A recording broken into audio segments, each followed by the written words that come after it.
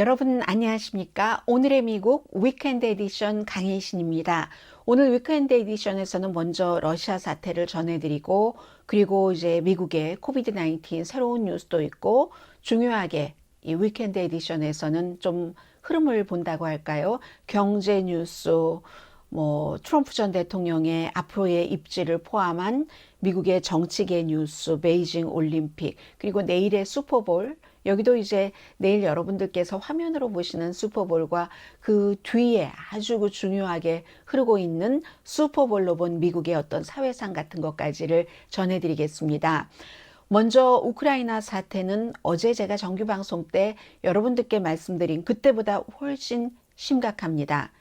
미국의 국가안보보좌관이 우크라이나 사태는 극박한 위협일 수 있다고 얘기를 했습니다. 물론 미국이 이렇게 얘기할 때마다 항상 러시아는 서방 세계의 앵글로색슨족의 과장이고 허풍이다. 우리는 어느 누구도 공격할 의도가 없다라고 얘기를 합니다.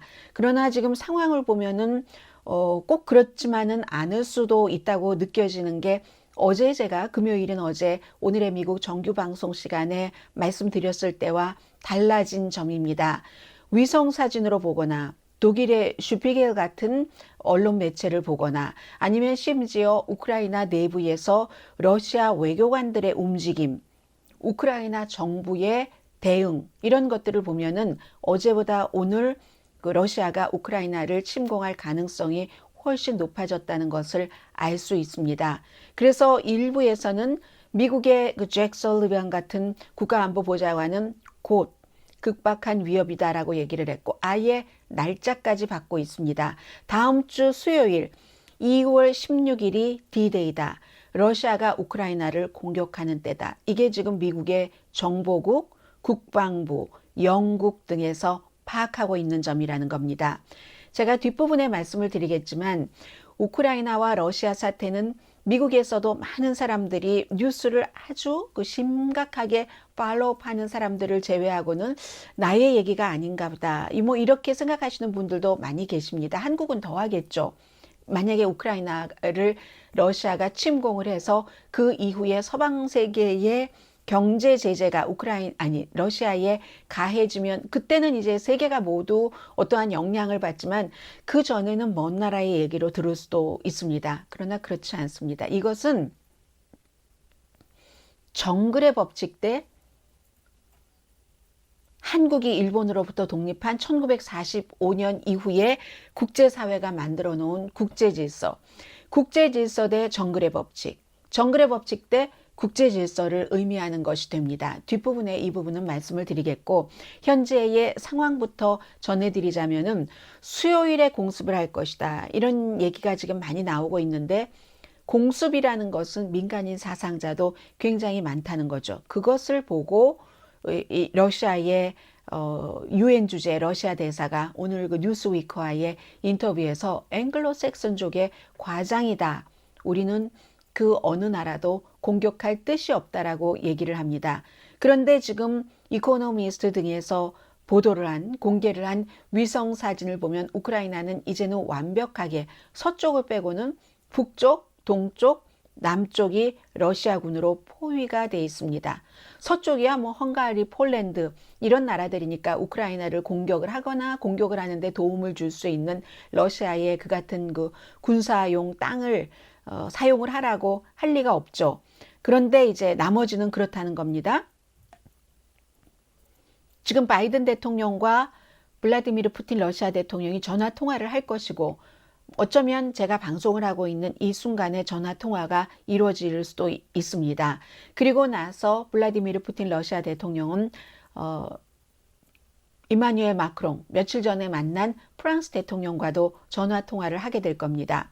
그리고 지금 2월 16일 수요일에 러시아가 우크라이나를 침공할 가능성이 있다 하는 것은 독일의 슈피겔 같은 잡지도 보도를 하고 있습니다만 러시아인들도 러시아의 외교 스텝이라든가 우크라이나와 연관을 맺고 일을 하는 사람들이 있잖아요. 그런 사람들도 지금 상당히 그 내부에서 인원이 줄어들었다는 것을 주목해 봐야지 됩니다. 그리고 독일, 심지어 네덜란드까지, 스페인, 벨기에까지 시민들 다 나와라. 라고 그 얘기를 했거든요.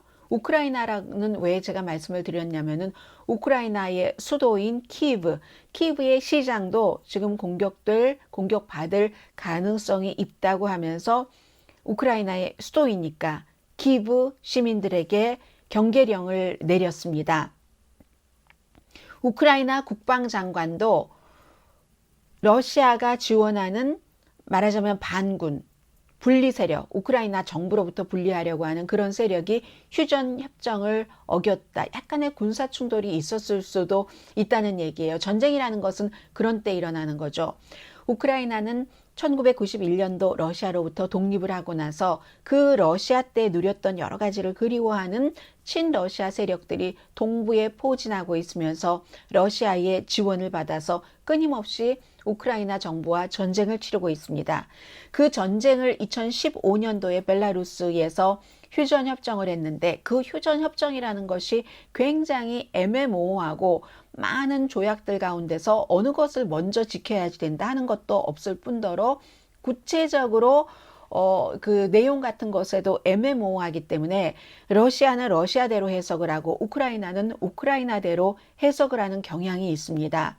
우크라이나 국방장관은 그 휴전협정을 친러시아 세력이 어겼다, 어떠한 충돌이 있었다 하는 얘기입니다. 위성 이미지를 이코노미스트가 자세히 지금 자세한 내용의 위성 이미지를 여러 개를 공개를 했는데 러시아 군 또 인력적으로요. 군인과 장비가 지금 위험한 단계다. 어느 때보다도 어제 제가 여러분들께 방송을 해드렸을 때보다도 더 위험한 단계로 우크라이나에 가장 가깝게 러시아군이 북쪽, 동쪽, 남쪽은 해안이죠. 그쪽에서 조여오고 있다. 야전병원 같은 것도 전부 그 위성 이미지로 보인다는 거거든요.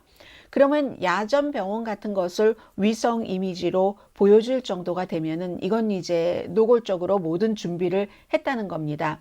스파이 그 위성 정보 이런 것으로 전부 뭐 전투기, 감시 전투기 같은 것들도 감지가 된 것이고 21세기는 이렇게 각 나라의 정보국의 정보뿐만이 아니라 아마추어 위성을 다루는 그런 사람들도 있잖아요. 그리고 저널리스트들도 그쪽에서 오랜 동안 보도를 하는 예를 들면 미국의 공영방송 PBS의 저널리스트 같은 사람도 트윗으로 보내고 있습니다. 굉장히 위험해 보인다. 그러면 위성 이미지 분석가들과 미국과 영국의 국방부 정보국 심지어 독일 그동안 주저주저했었던 독일의 슈피겔의 보도조차도 굉장히 지금 그 침공에 가까이 왔다 하는 게 현재까지의 입장입니다. 물론 그 바이든 대통령과 블라디미르 푸틴 러시아 대통령이 전화 통화를 하고 나서 긴장 상태가 갑자기 또 수그러들 수도 있습니다만 지금으로서는 2월 16일 다음 주 수요일이 공격 시작하는 D-Day다라는 것을 완전히 무시할 수는 없는 그런 그 상황입니다. 그러니까 이제 대통령이 뭐 48시간 안에 앤토니 블링컨 미국 국무장관도 미국 시민들 우크라이나에서 나와라 이렇게 말했었던 것보다 훨씬 위험해진 상황입니다. 잭 설리반이라는 국가안보보좌관은 굉장히 냉철한 사람입니다. 이 냉철한 사람이 극박한 위협이라고 얘기하면서 어느 때라도 지금부터 in any time 우크라이나 침공이 일어날 수 있다. 올림픽 기간 중에도 2월 20일 전에도 그래서 2월 16일을 생각하고 있는 사람도 있다는 거죠. 그 이후에 미국 국방부는 폴란드 쪽에 다시 이제 그쪽의 그 군사력 강화하고 그쪽에서 뺄 수 있는 것은 우크라이나 쪽으로 더 빼고 했습니다.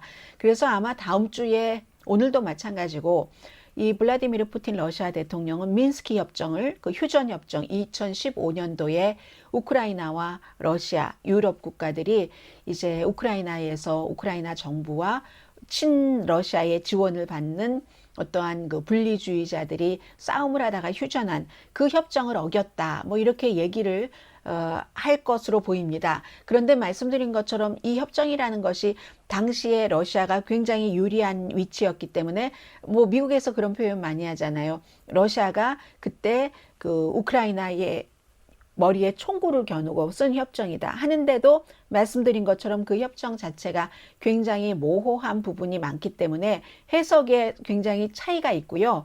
뭐 푸틴은 나토가 동유럽에서 물러나라. 우크라이나 나토에 절대로 가입하지 말아라. 러시아 궤도에서 뭐 전부 그 나토군은 사라져라. 이런 것이지만 공식적으로 말하는 것은 거기까지지만 사실은 푸틴의 마음속에는 우크라이나는 우리 거다. 한번 우리 것이었다. 영원히 우리 것이다. 하는 것들이 강하게 자리 잡고 있다는 게 전문가들의 분석입니다.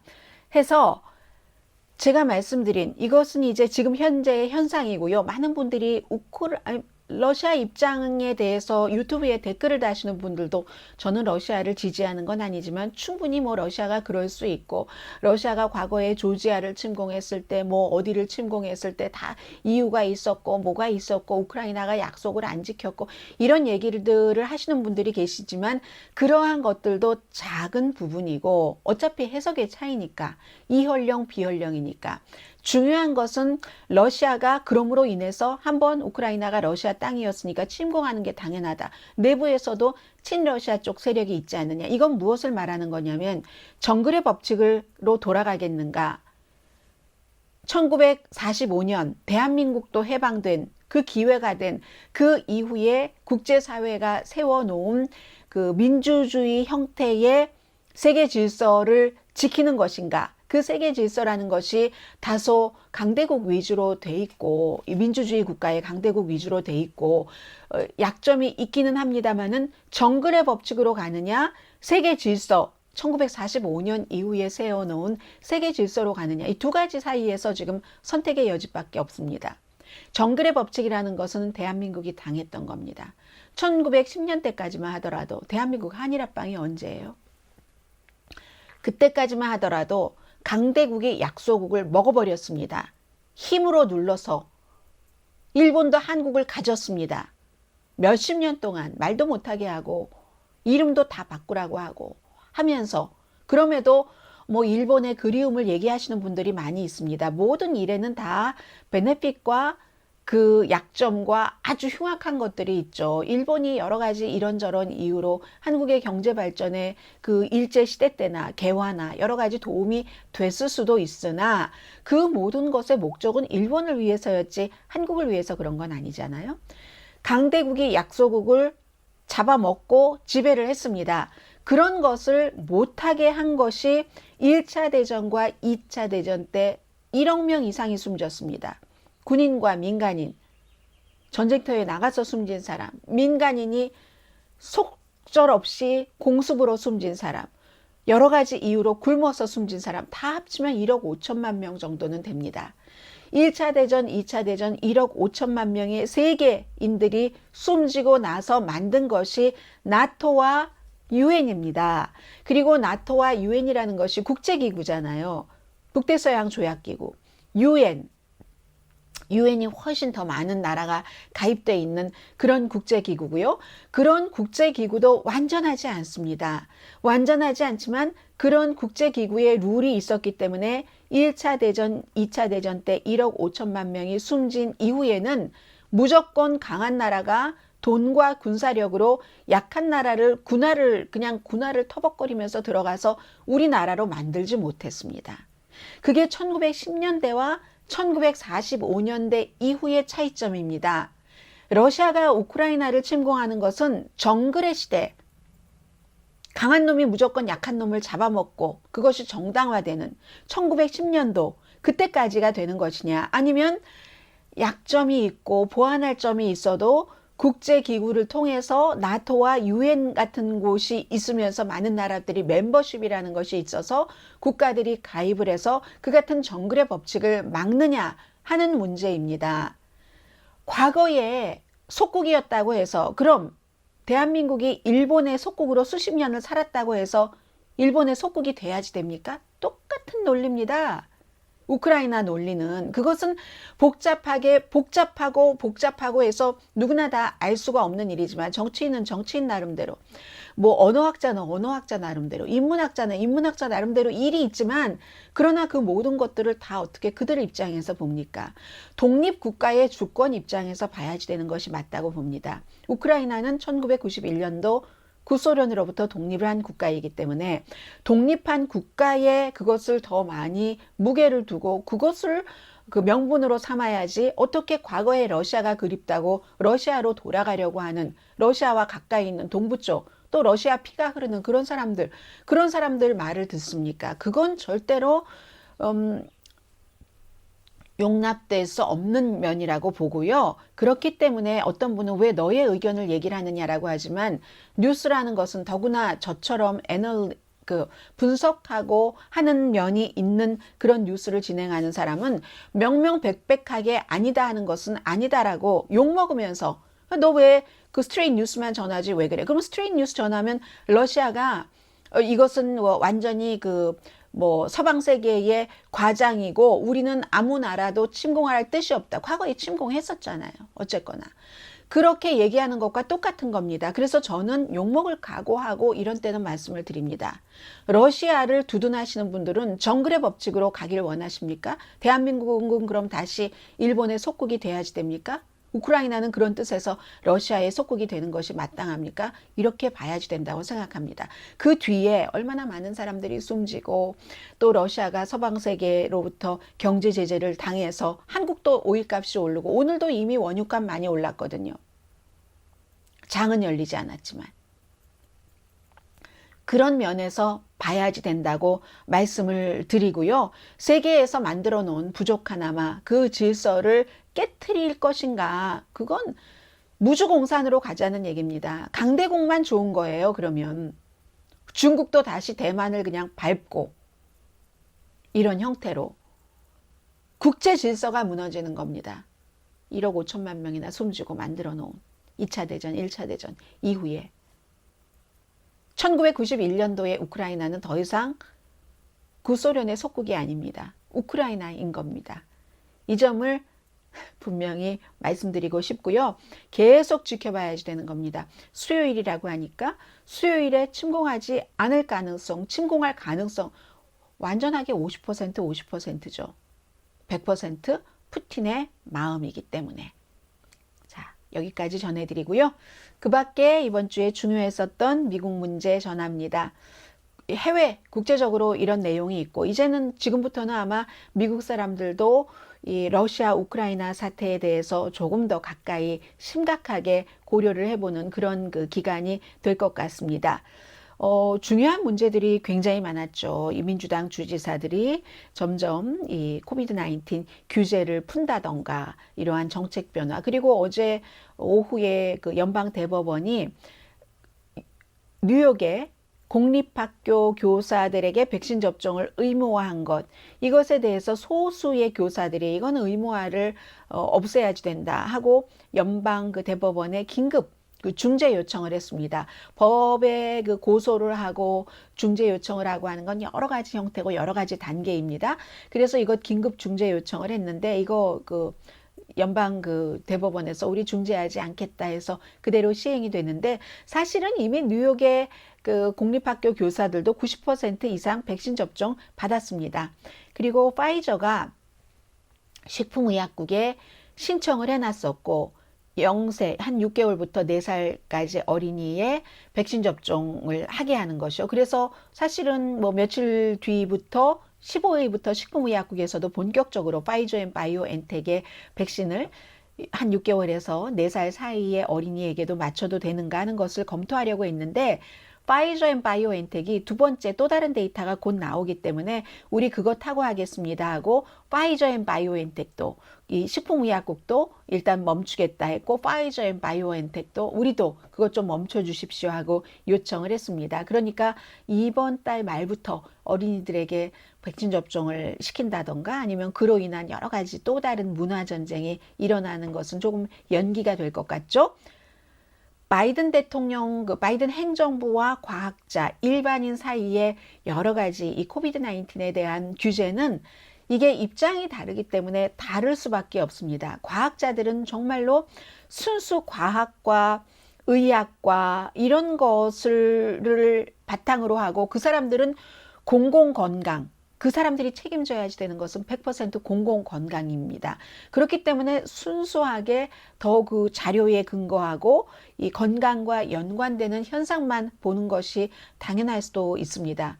그러니까 일반인들의 생각보다 한 발짝 뒤 늦을 수도 있고요. 두 발짝 늦을 수도 있고요 하는 거죠. 질병통제국이 아직도 실내에서는 마스크를 쓰는 것을 권고하는 것이 그런데, 그리고 이해할 만합니다. 날마다 미국에서는요, 하루에 2,500명이 코비드-19 바이러스로 사망을 합니다. 보건만을 100% 책임지고 있는 사람들로서는 보수적으로 어떤 조치를 하는 것이 저는 충분히 이해가 됩니다. 그에 비해서 정치인들은 조금 뒤로 물러나지만 일반인들보다는 또 보수적이 될 수밖에 없죠.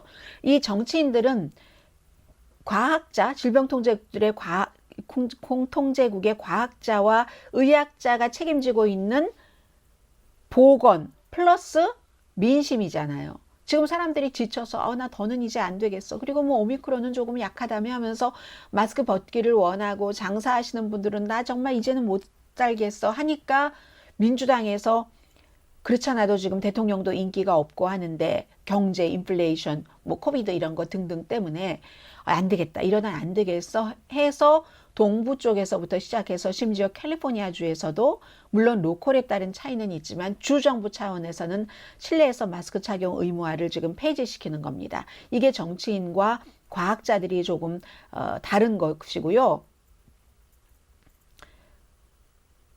일반인들은 이것보다 더 제일 이제 좀 자유로운 거죠. 보건 전문가도 아니고 정치인도 아니니까. 그래서 지금은 가장 중요한 것은 하루에 2,500명이 코비드-19으로 사망하기는 하지만 과거보다는 많이 나아졌기 때문에, 그러니까 이제는 본인들이 본인들의 살고 있는 커뮤니티, 로컬의 상황에 따라서 나의 건강, 또 우리 가족의 건강, 또 내가 어디를 가느냐, 언제, 이런 상황에 따라서 충분히 조금씩 그 룰을 스스로가 정할 수도 있는 그런 지금 상태이기도 한 것 같고요. 캐나다 지역에서 미국으로 오는, 그래서 미국 자동차 회사들이 부품도 못 받고 해서 다 공장 문 닫고 뭐 시간 줄이고 했었던 바로 그 엠베더드 그 다리요. 그 다리에 대해서는 그 트럭 기사들이 뭐 백신 접종에 반대하면서 정확하게는 완벽하게 그 다리를 막은 것은 닷새 정도 되고, 그 전에도 한 2주일 정도 계속 시위하고 이랬는데 연방 그 판사가 다 물러나라 했기 때문에 경찰이, 아마 지금은 철수됐을지도 모르겠습니다. 제가 방송을 시작할 때 경찰이 ready to 철수시킬 그런 상황, 만약에 철수하지 않으면은 전부 이제 티켓 발부하고 체포하고 한다고 했거든요. 그래서 이 코비드와 관련된 경제적으로 굉장히 그동안 손해를 많이 받았는데 그 부분은 그렇게 처리가 됐습니다. 경제 문제는 인플레이션인데, 인플레이션은 1월 달에도 지금 많이 올랐기 때문에 12월 달보다 더 올라서 이자율이 올릴 것은 뭐 거의 기정사실이 됐고요. 인플레이션은 항상 그 딜레마입니다. 인플레이션을 인위적으로 잡아보려고 하면은 잘못하면 이게 경기 불황이 오기 때문에요. 지금 이자율 인상한다는 것은 돈을 덜 풀어서 돈을 덜 쓰게 하면서 그렇게 함으로 인해서 모자라는 공급과 수요의 비율을 맞춰보겠다는 거잖아요. 그렇게 되는 경우 경기가 아주 또 얼어붙을 수도 있는, 그렇기 때문에 너무 극박하게, 지금 누구는 0.5% 인상, 0.25% 전통적인 그런 순서가 아니라 0.5% 그냥 팍팍 올릴 수도 있다라고 보고 있는데, 연방준비제도는 그렇게 하기가 쉽지 않은 겁니다. 경기 활성화도 어느 정도 유지하면서 물가 인상을 잡아야 되기 때문에 인플레이션을 빨리 줄여야지 되는 것은 맞지만, 그렇게 돼서 경기가 급 강화하면, 예전에도 많이 있었던 일이거든요. 1980년도에도 그렇게 되면은 이건 더 큰 문제가 오기 때문에 그러고요. 2차 대전 이후에 수십 년 동안 이 인플레이션 에피소드는 인플레이션 올 때마다 연방준비제도가 미국에서 돈 공급을 줄였고, 그러면 또 항상 경기 불황이 왔습니다. 경기 불황 오고 뭐 이러면은 또 회사가 물건값 못 올리죠. 물건값 못 올리면은 직원들도 저 봉급 좀 올려주세요, 이런 얘기도 못 하고 계속 악순환이 오게 되는 것이고, 극단적인 예가 그 폴 보커 당시에 80년대에 연방준비제도 의장이 그때 정말로 뭐 이자율을 엄청 올리고 경기가 급 강화하고 인플레이션이 그 두 자리 숫자였었을 때 그랬었죠. 그리고 나서 실업률이 또 두 자리로 올라가고 해서 레이건의 인기도 조금 깎이기도 했고 하는 일이 있었습니다. 그렇기 때문에 우리가 이런 때 소프트 랜딩이라고 얘기를 하죠. 무리 없게 가는 그런 것. 그런데 인플레이션이 너무 심하면은 또 요구도 있으니까 이거 뭐야 하는 요구도 있으니까 그 완전히 소프트 랜딩 부드럽게만 하기가 참 그 힘든 것이고, 분명한 것은 뭐 폴 보커만큼 이자율을 팍팍 올리지는 않겠죠. 그래서 좀 인내해야지 되는데 어느 정도는, 왜냐하면 그 인플레이션이 무조건 바이든 대통령이 경기 부양책을 풀어서만 생긴 것도 아니고 공급망 이런 문제도 있는 것이고, 공급이 없는데 수요는 늘어나니까 공급이 없는 것을 미국이 워낙에 필수품 같은 것을 수입해서 많이 쓰고 있으니까 그쪽 나라에서 만들지도 않고 또 한국 묶여 있어서 뭐 이 코비드 19 때문에 오지도 못하고 온 것도 풀지도 못하고 이 여러 가지 문제가 한꺼번에 이자율 인상이라는 것으로 풀릴 수도 없고, 풀린다면 그건 역효과가 분명히 나오는 것이고, 참 민주당으로선 딜레마인 거죠.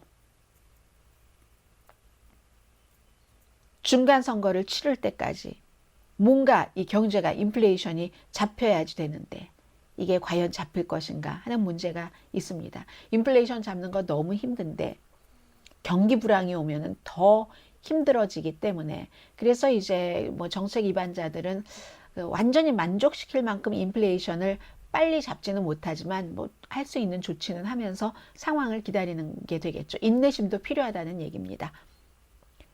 이번 주 아주 중요했었던 정치적인 문제를 좀 전해드리겠는데, 이 정치적인 이슈는 미국의 미래를 얘기하기도 합니다. 해서요, 지금 이렇게 보면은 이 미국의 이번 주의 정치적인 문제는 마이크 펜스와 또 미치 매코넬 공화당 상원 원내 총무와 또 트럼프 전 대통령의 미래, 이렇게 보는데, 마이크 펜스 전 부통령 얘기는 한마디로 정리하겠습니다. 지난주에 이제 주말에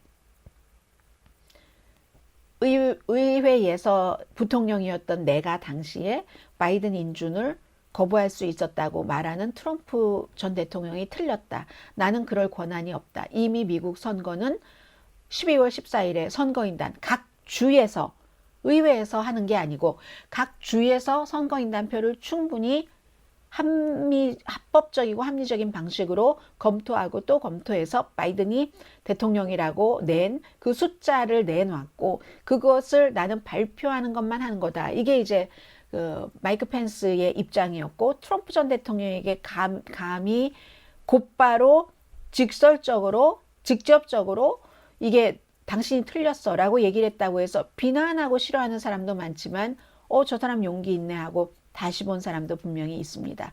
그리고 그 말을 그대로 이 미치 매코넬 공화당 상원 원내대표도 했고, 공화당 상원 원내대표는 공화당 전국위원회가 잘못했다.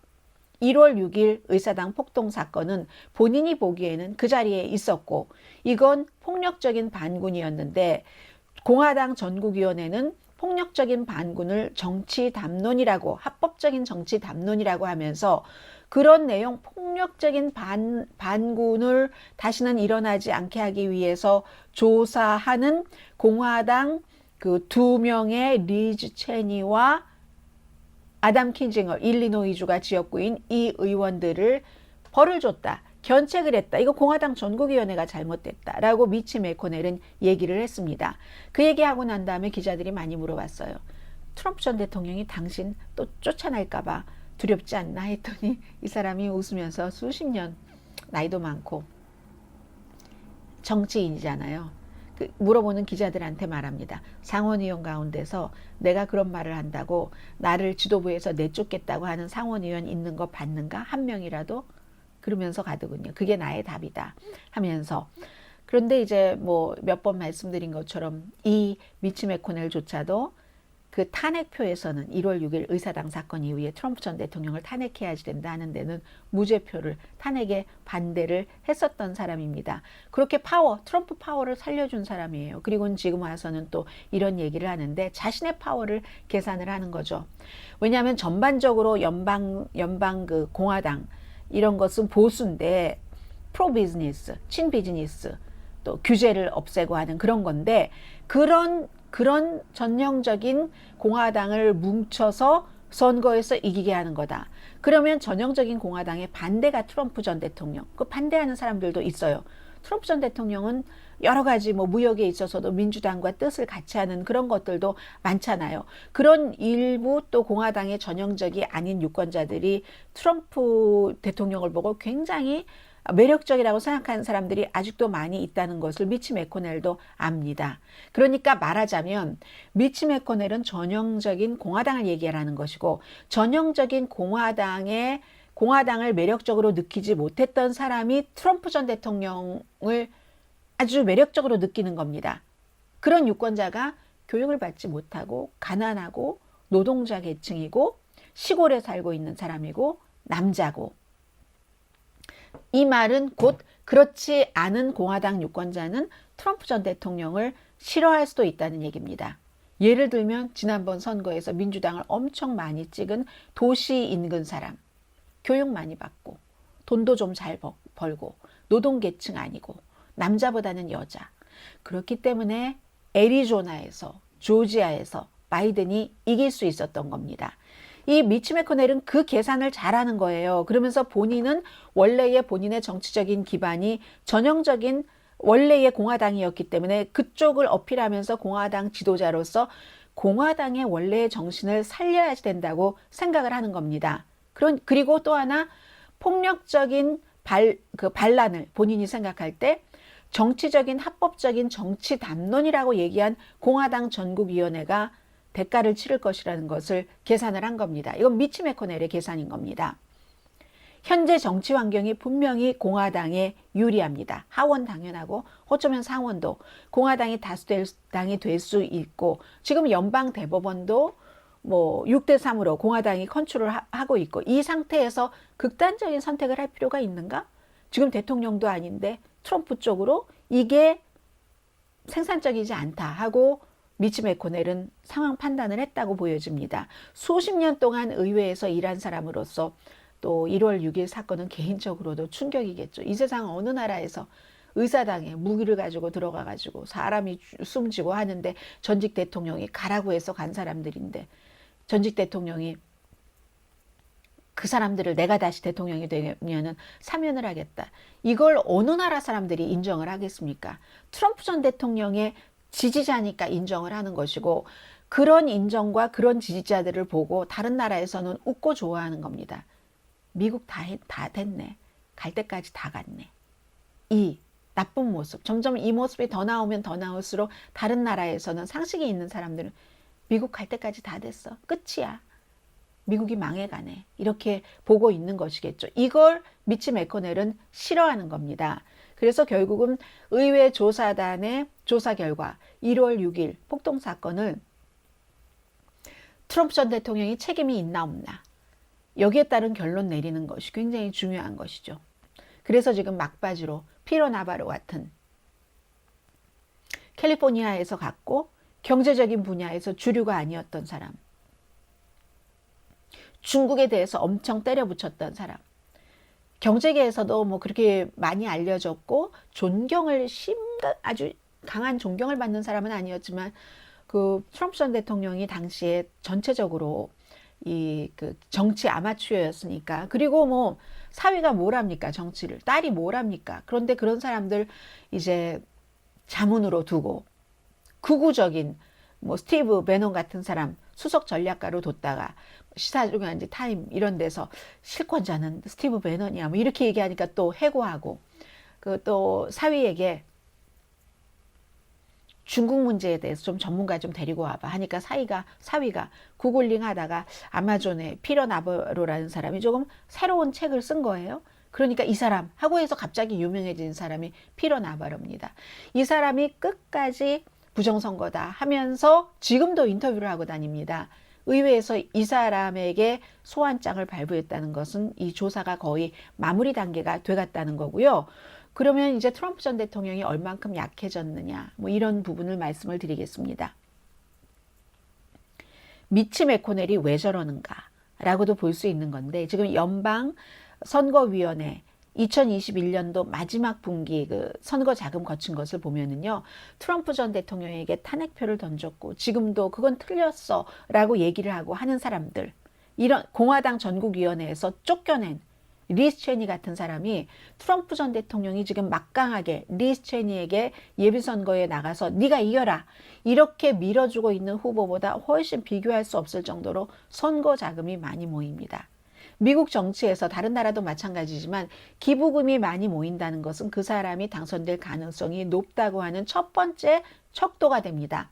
어느 정도냐면 리스 체니가 지난해 4, 4분기에 200만 달러를 모아서 지금 은행에 470만 달러 쓸 수 있는 돈이 있습니다. 예비선거에서.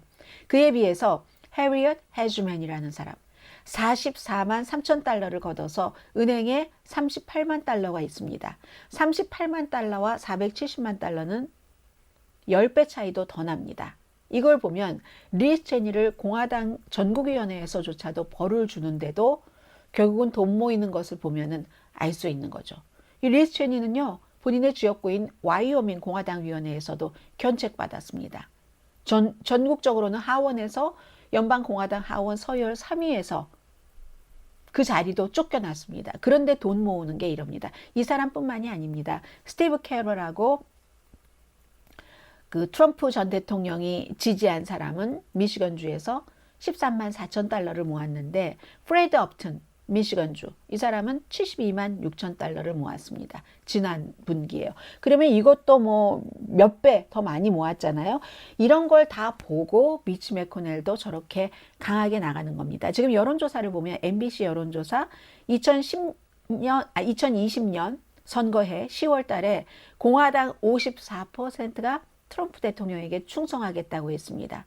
지금은 트럼프 전 대통령에게 충성하겠다고 한 사람 MBC 똑같은 여론조사 결과 36%밖에 안 나옵니다. 그러면 공화당적인 이런 뭐 여론도 조사하고 컨설팅도 하고 하는 그 애슐런 인사이트 계급 통찰 이름이 이렇게 되나요? 그래서 조사를 했을 때 역시 트럼프 전 대통령이 아직도 높지만 이 플로리다주의 론 디샌티스도 32%나 지지율이 나옵니다. 트럼프 57%대 32%. 트럼프 전 대통령이 아주 끝난 건 아니지만 그에 대한 사람들의 태도는 변해가고 있다. 이렇게 변해가면 지금이 2022년입니다. 2024년도까지 어떻게 변할 것인가. 더 강해질 확률은 많지 않죠. 이미 그 사람은 떠난 사람이니까 대통령 자리에서는. 그리고 그 사이에 얼마나 많은 법적인 것들이 나오겠습니까? 이게 지금 미국의 정치적인 분위기입니다. 베이징 올림픽 잠깐 말씀드리면 미국에서 믹스드 팀 스노우보드 크로스 분야에서 그 부문에서 미국으로서 5번째 금이 나왔습니다. 남자 여자예요. 그 린지 제코벨리스, 닉 바움가트너 이 두 사람인데 나이가 굉장히 많습니다. 저 나이 많은 분들이 여자 선수 36살, 남자 선수 40살이 됩니다. 참 어린이들이 얼마나 많이 해요, 스노우보드를. 그런데 이 두 사람이 금메달. 이럴 때 이제 젊은이들 단어로 어른들도 많이 쓰지만 쿨한 거죠. So cool. 이 두 사람 36살, 40살 미국의 금메달 그 스노우보드 크로스에서 믹스드 팀 So cool. 린지 제코벨리스, 닉 바움가트너 두 사람입니다. 그리고 그 러시아 15살 뭐 개인으로서는 이미 부분적으로 금메달도 받고 했던 카밀라 발리에바 선수에 대해서 약물이 검출됐었던 이런 것에 대해서 아마 내일 그 검토를 하는 것 같아요. 관계 기관에서.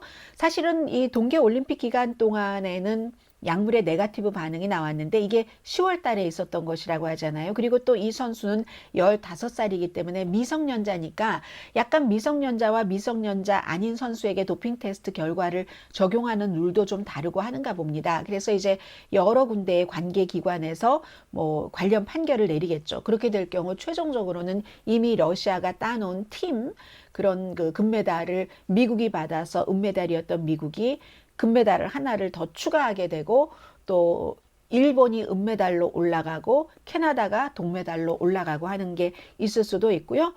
지금 뭐 한국의 그 중국과의 그 문제도 여러 가지 그 스포츠 중재재판소 등등에서 이제는 뭔가를 뭐 심의를 하게 되는 것 같고 쇼트트랙에서의 황대현 선수의 금메달은 정말 미국에서 계속 얘기합니다. ESPN을 틀어보면은 지금까지 중에서 그렇게 중국으로 인해서 또 다른 선수와 함께 실격당했잖아요. 누가 보더라도 저게 실격인가 하는 그런 것이었는데도 불구하고 그걸 넘어서서 금메달을 탄 것, 쇼트트랙 1500m에서 굉장히 많이 지금까지도 보도를 하고 있고요. 또 이제 차준환 선수 메달권은 아니었었지만 넘어졌는데도 다시 이제 잘한 이런 것들도 얘기를 합니다. 그리고 이제 클로이 김 스노우보딩에서는 그 하프파이프에서 이 미국 그 선수지만 미국에서 태어나고 미국에서 자랐고 21살, 17살 때 평창이었고 미국에서는 여전히 정말 미국의 이제 달링 선수가 됐어요. 미국이 너무 사랑하는 선수가 됐고 여러 가지 어려움도 많이 겪었지만 또 아일린 구라는 엄마가 중국계이고 싱글마더로 미국 아빠이지만 싱글마더로 엄마에게 자라서 중국을 위해서 싸운 이 선수가 미국 보수로부터 굉장히 공격을 받고 있는다는 말씀까지 드렸고요. 프리 그 스타일 스키어로서 금메달을 받았습니다. 이 동계 올림픽은 관심이 있으신 분들은 그 시간대마다 뉴스를 저보다 더 많이 알고 계실 것이기 때문에 여기서 그냥 멈추겠습니다. 그리고 사회적인 문제로 두 가지를 전해드리겠는데 이것도 짧게 전하겠습니다. 하나는 럼블이라고 본인들은 이제 그 유튜브를 대체한다고 캐나다에 본사가 있어요. 만들었죠. 이 럼블이 그 페이팔 창업자도 같이 만든 사람입니다. 그 피러틸이 같이 돈 대고 했는데 트럼프 지지 컨텐츠를 많이 내는 곳이 럼블입니다. 럼블은 표현의 자유를 주장하면서 이것을 가짜다 뭐 진짜다 이걸 가리질 않아요. 그래서 유튜브에서 많이 제재당하는 사람들이 럼블에 많이 올리죠. 그러면 그렇다고 해서 유튜브를 완전히 내리는 것도 아니에요. 럼블이 유튜브에 상대가 되지 못하니까 유튜브에선 애매모호하게 다리 걸치고 말도 단어도 완전히 무슨 뭐 백신 이런 단어도 이상한 표현을 하고 바이든 대통령 이름도 이상하게 부르면서 조금 뭐라고 할까요? 정통적인 것 같은 느낌이 아닌 형태로 하면서도 여전히 유튜브에 다리 걸치고 럼블로 옮겨갔고 했는데 아직 뭐 유튜브를 따라오지 못하죠. 이 럼블이 조 로건에게 스포티파이라는 그 스트리밍 서비스 하는 곳에서 닐 영이라는 사람이 조 로건이 너무 이 백신에 대해서 말도 안 되는 것을 한다 해서 본인의 것을 내렸고 그 밖에 그 닐 영과 같이 노래하던 네 사람 다 내렸고 조니 미첼도 내렸고 미국의 뭐 여러 아프리칸 아메리칸 그 가수도 내렸고 했는데 이 사람을 럼블이 우리가 1억 줄게 이게 그 스포티파이랑 계약을 한 돈이잖아요. 이렇게 얘기를 했습니까? 우리는 검열 안 해. 이렇게 얘기를 하는데 글쎄요. 이거 PR일 가능성이 아주 높다고 봅니다. 이 스포티파이와의 계약을 끝낼 때는 조 로건도 뭐 물어야지 되는 돈이 있을 테고 럼블이 1억 달러나 이 사람에게 쓸까 하는 것도 모르겠고 대신에 제가 지금 럼블 얘기를 몇 번 얘기를 했습니까? PR. 그리고 이 조 로건은 꼭 그 코비드 19에 관해서뿐만이 아니라 인종차별에 대해서는 본인이 사과했지만 과거에 N자 발언을 했다면서 이게 누가 N자 발언을 하는 것이냐에 따라서 굉장히 다르죠. 아프리칸 아메리칸들이 자랑스럽게 본인을 생각하면서 그렇게 하는 것과 저 사람은 열등한 사람이 하면서 N자 발언을 하는 것은 다른데 조 로건은 어떻게 그랬겠습니까? 이 사람은요. 그 아프리칸 아메리칸들은 뇌가 달라. 나는 백인이야. 이렇게 얘기를 굉장히 많이 얘기를 했거든요. 흑인은 뇌가 달라. 그리고 나는 백인이야. 라는 얘기. 그런데 아무튼 럼블과의 스토리가 있고요. 오스카 후보 발표한 것을 이제 세계적인 추세이긴 한데 제가 정규 방송 시간에 더 중요한 한 가지를 시간이 늘 좀 모자라니까 말씀 못 드린 걸 말씀드리겠습니다. 이번에 오스카 시상식에서 작품상 10개 가운데서 5개가 뭐 넷플릭스라든가 뭐 애플 플러스라든가 아마존이라든가 이런 데서 만든 작품이 받은 건 맞아요. 그래서 스트리밍 서비스가 굉장히 올라간 것 사실입니다. 넷플릭스 같은 경우는 정말 3년 연속 가장 많은 후보를 냈어요. 이번에 특히 그 파워 오브 더 덕이라는 작품이 12개 후보에 올랐는데 작품상, 감독상 뭐 등등 해서 2014년부터 이런 일들이 일어났습니다. 그리고 넷플릭스 같은 경우도 지난 3년 동안에 정말 그 뭐 제가 막 세어보기도 힘들 그러죠. 지난해만 하더라도 36가지 뭐 후보에 올랐을 정도니까는요. 그래서 그러면 상 받는 확률이 중요하잖아요. 그리고 왜 이렇게 됐는가? 이 말씀을 못 드린 거예요, 제가. 넷플릭스를 포함한 스트리밍 서비스가 영화사들은 코비드 19 때문에 영화를 많이 만들지도 않았고 발표도 늦췄습니다. 그와는 반대로 넷플릭스를 포함한 많은 스트리밍 서비스는 사람들이 집에서 저 같은 경우도 넷플릭스 많이 봤거든요. 특히 한국 작품들이 너무 유명했기 때문에 발표도 많이 한 거죠. 그리고 사람들도 많이 본 거죠. 그랬기 때문에. 그런데 지난해에도 넷플릭스에서 만든 게 35개 후보에 올라갔는데 이게 상 받은 것은 7개밖에 안 되는데 그것도 중요한 게 아니라 거의 기술적인 것이었거든요. 뭐 분장상이라든가 아니면 뭐 헤어 디자인, 프로덕션 디자인, 헤어 스타일링이네요. 헤어 스타일링, 프로덕션 디자인 이런 상들만 받았거든요. 이건 무엇을 말하느냐? 아카데미에서 아직도 요즘 많이 그 소수인종도 들어가고 젊은 사람들도 들어가지만 워낙에 화이트 메일이 많았잖아요. 아카데미 그 과학 그 협회에. 그래서 지금도 이 넷플릭스 같은 뭐 이 그 스트리밍 서비스보다는 과거의 것에 더 많이 그 꽂혀 있다. 우리 그 핀돼 있다고 하잖아요. 핀 꽂아 놓는 그런 성향이 좀 많을 수도 있다. 라는 것이고요. 반대로 에이미는 좀 다릅니다. 왜냐하면 에이미 시상식은 텔레비전이기 때문에 넷플릭스가 이번에도 뭐 넷플릭스 오리진의 그 상을 줬고요. 헐리우드는 텔레비전보다 더 크고 거대하고 하니까 황금시대 저도 그래요. 베티 데이비스의 그 영화 뭐 이런 것 뭐 아니면 뭐 카사블랑카 뭐 그런 것에 저도 많이 꽂혀 있거든요. 뭐 유머레스크 뭐 잉글리드 버그만 뭐 험프리 보가트 이런 영화들에 많이 왜냐하면 그런 작품들이 주는 것들을 요즘 잔잔한 작품들이 잔잔하고 뭐 극박하고 폭력 이런 건 주지만 절대로 인간의 본능 뭐 왜 사는가 어떻게 사는가 할 때 이 재미없는 말이지만 그런 걸 느끼면 그냥 확 뭐 깨달음 같은 게 있잖아요. 거기서 오는 그 느낌을 주지 못하니까 아카데미 그 협회에 있는 그 많은 분들이 아직도 나이도 많고 하니까 그 황금시대에 고정이 돼 있다라고도 보여지고 있고요.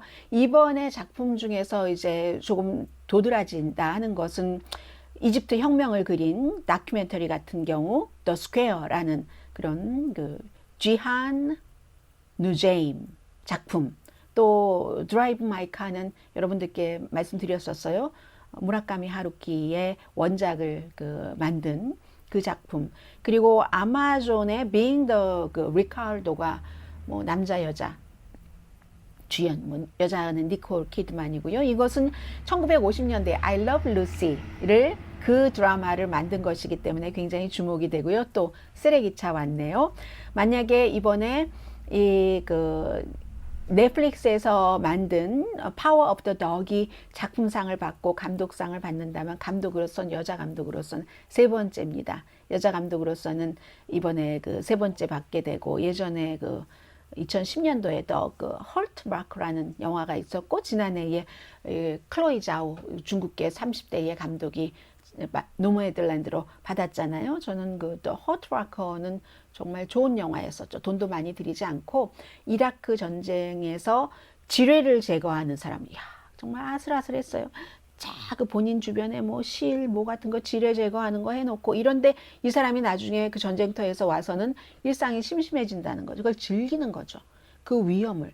본인뿐만이 아니라 심지어는 다른 동료에게 위험이 갈 수 있는데도 이건 인간이 만들어낸 전쟁이라는 것으로 인해서 거기에 나가서 처음에는 무서웠지만 나중엔 점점 그걸 즐기게 되고 인간성이 어느 정도 말살되고 하는 것을 그렸던 저 그 영화 굉장히 인상적이었는데 그런 장면만 생각이 나는 거예요. 다 중간 것은 잊어버리고. 그때도 그 영화를 캐서린 그 비글로라는 여성 감독이 만들었었죠. 그래서 이번에도 이 그 여성 감독이 상을 받을 수도 있고요. 슈퍼볼을 말씀드리겠습니다. 슈퍼볼에 대해서 내일 여러분들께서 슈퍼볼을 보시고 광고도 보시고 뭐 한국의 광고도 많이 나오겠죠. 하실 때 이 점을 생각해 주시면 좋겠어요. 왜 NFL의 그 선수의 70%가 흑인인데 풋볼 연맹 코치는 흑인 코치가 없나? 불편한 진실이죠. 아주 불편한 진실입니다. 이 불편한 진실이 그리고 NFL 같은 경우, 풋볼 같은 경우는 미국에서 많이 보고 국제적으로 무슨 뭐 축구처럼 많이 보는 건 아니잖아요. 그렇지만 수입은 굉장히 좋습니다. 이번에 이제 한 1억 명 정도가 본다고 하는데 신시내티 벵걸스 로스앤젤레스 램스와 함께 지금 그 소파이 스타디움에서 경기를 치러서 지금 뭐 그쪽에 길도 많이 막히고 있는데 그리고 또 캐나다에서 있었던 트럭 기사들의 그 같은 막힘 시위 같은 것들이 잉글우드 주변에서도 있을 수도 있다 하는 경고도 있고요. 그런데 제가 지금 말씀드리고 싶은 것은 한 가지입니다. 왜 그 같은 불편한 진실이 일어나는가? 그리고 이 불편한 진실을 확인을 할 수 있는 이때에 한 사람이 브라이언 홀로레스 원고입니다. 마이애미 돌핀스에서 3년 동안 일하고 코치를 하고 해고됐습니다. 그래서 NFL 그리고 전 팀 또 뉴욕 자이언츠 이 사람이 이제 그 인터뷰한 팀이에요. 덴버 브론코스 전부 고소를 했습니다. 이게 불편한 진실이라는 거예요. 블랙 코치입니다. 왜냐하면 뉴욕 자이언트 같은 경우는요. 뉴욕 자이언트가 이렇게 이 사람하고도 이렇게 컨택을 해서 지금은 이제 다른 사람의 코치지만 그래서 컨택을 해서 그 인터뷰를 했는데 그거 가짜로 했다는 거예요. 이미 정해놓고 이름이 똑같아요. 퍼스트 네임이 그 브라이언입니다. 브라이언 그 다버스가 지금 이 코치인데 브라이언 플로레스가 왜 이 뉴욕 자이언트적 고소를 했는가 하면은 원래 이제 그 인터뷰하고 할 때 이 지금 고소를 한 원고인 브라이언 플로레스의 전 보스인 그 유명한 그 빌 벨리치기요 뉴잉글랜드 그 페이트리츠의 그 헤드 코치가 너 됐어 너로 정해졌대 하는데 퍼스트 네임이 똑같은 흑인이 아닌 지금의 현재의 코치가 된 겁니다. 그러니까 이게 다 정해놓고도 그렇게 하는구나 하는 걸로 이제 이것은 이제 그 고소에 든 거고요. 이 NFL의 루니 룰이라고 해서 2003년도에 만들어졌는데 NFL 팀에서 코치를 인터뷰를 할 때 뭐 반드시 소수 인종을 같이 인터뷰를 해야지 되는 그 소수 인종을 뭐라고 하나요? 소수 인종에게 뭐를 특혜를 준다는 게 아니라 이 그 소수 인종의 권리를 보호한다는 그런 일종의 어퍼머티브 액션도 있는 거겠죠? 해서 그런 식으로 정해놨는데 그게 쉐임룰이라고 하죠. 하기는 하는데 지금 이 원고인 브라이언 플로레스처럼 이미 다른 백인 코치를 정해놓고 흉내만 했다는 거예요. 그런 식으로 해서 결국은 내가 아프리칸 아메리칸이기 때문에 해고될 때도 그랬다. 근데 그거 증명하기가 쉽진 않아요. 해고된 뒤에 그 메이아미 돌핀스가 고용을 한 코치는 그 인종적으로 섞인 코치거든요. 그렇기 때문에 힘들기는 힘들지만 이러한 모든 것들이 보여준다는 거죠. 아니 NFL에서는 왜 선수의 70%가 흑인인데 흑인 코치가 없어? 이분이 소송을 할 때는 흑인 코치가 1명이었다가 지금 2명으로 늘어났습니다. 전체적으로 NFL 코치가 32명이잖아요. 그러니까 이건 좀 해도 너무한다. 보면은 뛰는 선수들은 다 흑인인데 그 선수들에게 명령을 내리고 한 사람들은 다 백인인 겁니다. 물론 지금 이 그 코치가 그 소송을 한 팀들은 그 같은 내용을 부정을 하죠. 그 마이애미 돌핀스를 포함을 해서 부정을 하지만 이 내용이 불편한 진실인 것만은 분명하다는 얘기입니다.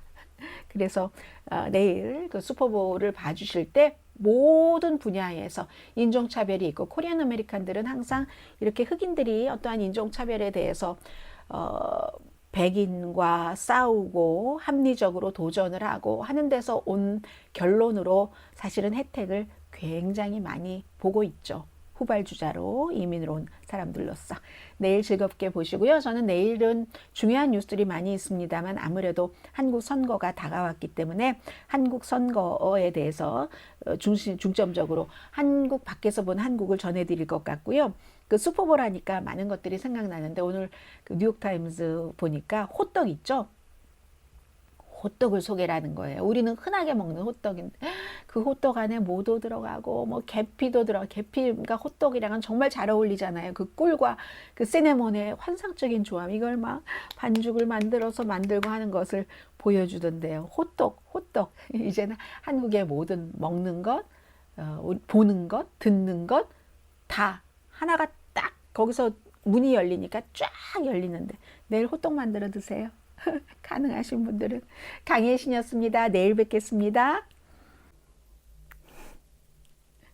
제가요 다 이제 끝내놓고 업로드 시키려다 보니까 오늘의 뉴스 속의 영어 표현을 안 한 거예요. 그래서 아예 하루 걸을까 하다가 아니지 싶어서 다시 한 말씀 드리려고 앉았습니다. 자, 오늘의 뉴스 속의 표현, 지금 그 우크라이나 러시아 사태가 굉장히 심각합니다.